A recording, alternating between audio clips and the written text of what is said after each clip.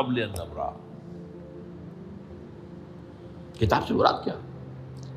نہیں پڑتی تم پر کوئی مصیبت، کوئی تکلیف، نہ زمین میں نہ تمہاری جانوں میں. زمین میں سیلاب کا آ جانا، زلزلے کا آ جانا، کوئی اور اس طرح کی عمومی ہلاکت کا آ جانا، عمومی تکلیف کا آ جانا.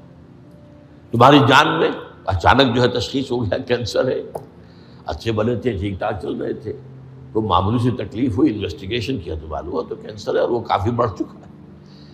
لیکن جو شے بھی آتی ہے، چاہے تمہاری جان پر آئے چاہے زمین پر آئے، وہ ایک کتاب میں لکھی ہوئی موجود ہے اس سے پہلے کہ ہم اسے ظاہر کریں.